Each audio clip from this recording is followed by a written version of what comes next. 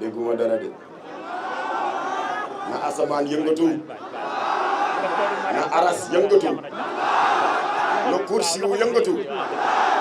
ndax jullit yi ñoo am naxar yal na yàlla dégg suñu naxar yal na yàlla alak noonu lislaam yi allahu akbar allahu akbar la ilaha illallah mbokk yi dañ ma sas pour que lii kilifa gi tënkoon sànq ci kàllaama arab ma tënkal ko pour la presse internationale ndax ñu mën a yóbbu message mu egg fa mu war a egg ndax agence Reuters mu ngi fi RFI mu ngi fi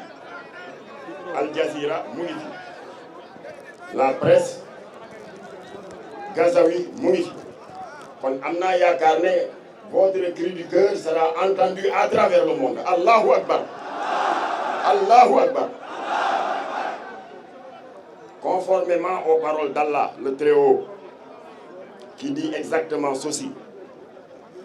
Autorisation est donnée à ceux qui sont agressés de se défendre. Yallah ko wax,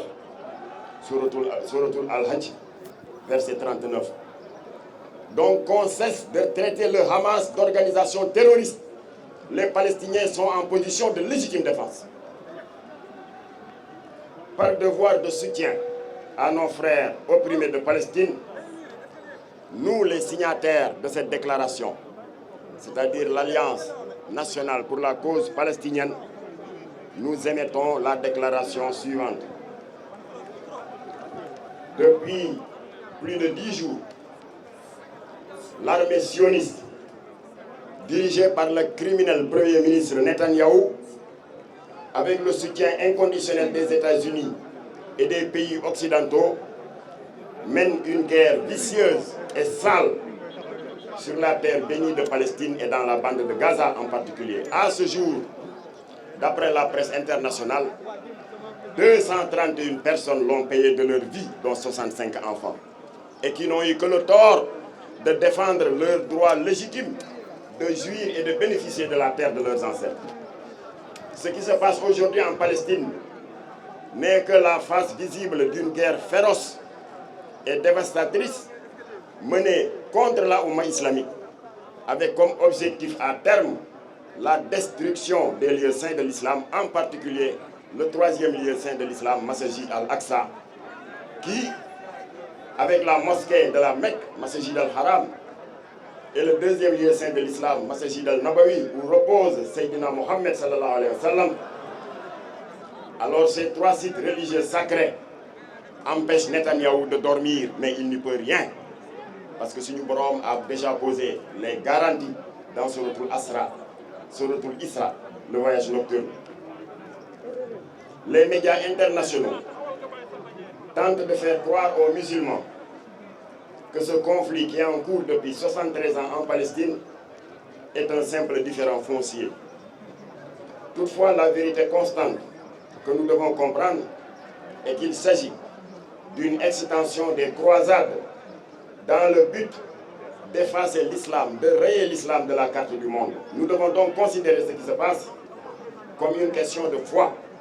qui ne concerne pas seulement les Palestiniens, mais plutôt l'ensemble de la Oumma islamique. Le devoir légitime, légal et moral exige que le monde entier, particulièrement les pays musulmans, soutiennent le peuple palestinien qui est soumis à un génocide atroce et abject contre ces meurtriers brutaux. Dès lors, nous condamnons l'attitude déshonorante de certains pays qui se précipitent pour soutenir le bourreau israélien en lui fournissant de l'argent, en lui fournissant des armes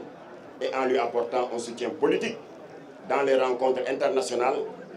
consistant à justifier les crimes d'Israël contre l'humanité. Nous nous attendions que les dirigeants des pays musulmans, en premier lieu le président de la République, M. Macky Sall, nous nous attendions à ce qu'il assure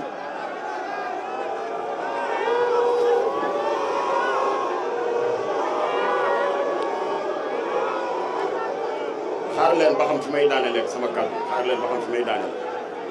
alors dañu wax ne président Macky Sall il est le président du comité des Nations Unies.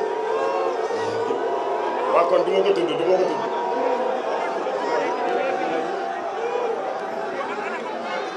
alors moom amul lu muy wax lu dul naan bàyyi leen xeex bi xeex amul. il y a un agresseur un criminel génocidaire yuy tuur safara ci ay population dafa doon téye loxo kooku ne ko bàyyil rey bi waaye naan ko il faut arrêter la désescalade moo tax ñun nous déplorons ce communiqué du gouvernement du Sénégal que nous jugeons timide et complaisant léegi kontaan ngeen. alors maintenant fii ñuy waxe nii kii daf ma woo sànq le président de la commission scientifique docteur Abdou Karim Diaw nee na bi ñuy nasee suñu mbir mi di ko waajal dafa am lu bees lu ñëw ma ne ko lu bees bi lan la mu ne ma cessez-le-feu nee nañ cessez-le-feu am na Gaza mais un cessez-le-feu c'est quoi c'est une trêve militaire trêve mooy dañu wéerandi gànnaay bi foo déggee ne dañu wéeri gànnaay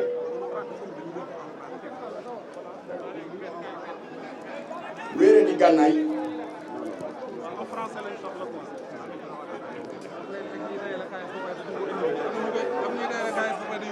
alors cessez-le-feu mooy lan mooy dañuy wéer gànnaay ça veut dire que ëllëg Israël mën na jógaat songaat jullit yi Israël ñaata yoon la violé ay cessez-le-feu Israël a violé les accords de Camp David en 79 Israël a violé les accords de Oslo en 94 Israël a violé la résolution 242 des Nations Unies Israël a violé la résolution 338 kooku bu ñu waxee ay cessez-le-feu du ñu ko gëm looloo waral nag il ne faut pas dormir sur nos lauriers rester vigilants parce que le problème est resté entier tant que Israël jógewul ci territoire yi ñu occupé à Gaza à Cisjordanie et à Jérusalem les musulmans continueront à se mobiliser pour que Israël dolli kiw delloo ci suñu yàlla allahu akbar allahu akbar la ilaha illallah malaaka yërmande yi leen tiim ñu ngi leen di bindal ay yiw moo tax ku ñëwul tey ci jataay yi bu fekkee amoo ngant perte nga kon nag yàlla leen yàlla sàmm yàlla na yàlla dëppale xolu jullit yi parce qu'il n'est pas normal un petit pays comme Israël am 10 millions d'habitants umma islamique bi nekk 1,650 millions d'habitants ba pare ñu di ñu të loolu dara warul lu ko lu dul naafeq pays islamique bi salaamaaleykum wa rahmatulah. monsieur Diop ñu ngi leen nuyu. waaw ñu ngi leen di fay. tey duñ la laaj sa teewaay fii sax ndax ñëpp xam nañ li fi dajale mbokku jullit yëpp waaye dañ lay laaj rek ban gis-gis nga am ci état du Sénégal tekkaare bi mu tekkaare ci mbir mi. waaw defe naa ne xeexu Israël xeexu Palestine dañuy wax naan dañuy jàppale Palestine non jàppale ñu Palestine xeexu Palestine sunu xeex la parce que képp ku bëgg dëgg ak njub da ngay jàppale Palestine. parce que boo jàppalewul Palestine jàppale woo sa bopp ñun fii Sénégal li ñu fi dal mooy lan dafa am ñu ñu wàkk depuis ay siècle même ba ñu ne am nañ indépendance ba noppi ba tey juróom-benn fukki at mais mu amuñu indépendance moomuñu suñu bopp ñi nga xam ne ñooy jariñoo Sénégal wàkk ko war ko ñooy wàkk Palestine ñoo ko war di ko exploiter di ko humilier kooku kon dafa évidemment jullit yi ñoo war a jiitu ci loolu ndax al-Quds foofa la ne te al-Quds boo ne Makka al mukarrama ne Madinatul Munawwara al-Quds nga ciy teg ci jullit yi kon képp kuy jullit